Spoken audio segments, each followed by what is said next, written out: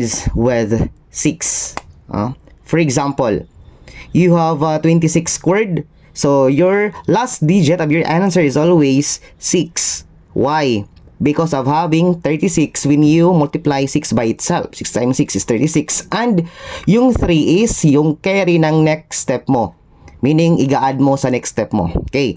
So, yung next step is to multiply 2 by 2. Okay. So, you have 2 times 2, which is 4. And you have a carry of 3. That is the reason why 7 yung ating next digit ng ating answer. At yung huling step na ang ating gagawin is to multiply yung ating tens digit by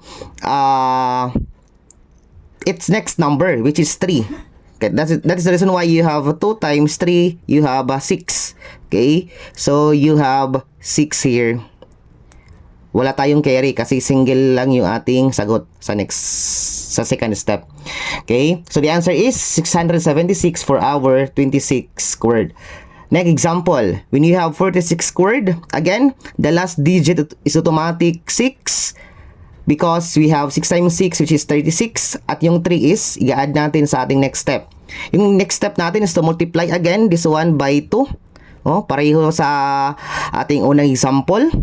Okay, so you have 8, and take note, you have a carry of 3. That is the reason why you have 11. Okay, so yung again, yung ating sulat is yung huling digit lamang, which is 1.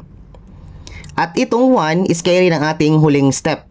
Yung ating huling step, again, to multiply the tens placed by its next number, which is, here is 5. So 4 times 5 is 20, and you have here carry 1 plus 1. That is the reason why you have 21 dito. So the answer for our 46 squared is 2116. Okay, last example.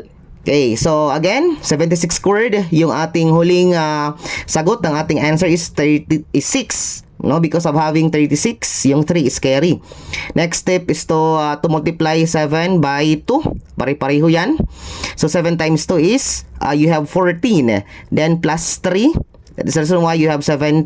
Write 7. Yung 1 is carry ng ating huling step. Yung huling step is to multiply 7 by its next number, which is 8. 7 times 8 is you have 56. Then take note, you have carry of 1. That is the reason why you have 5,776 for our 76 squared. How about dito, mga idol?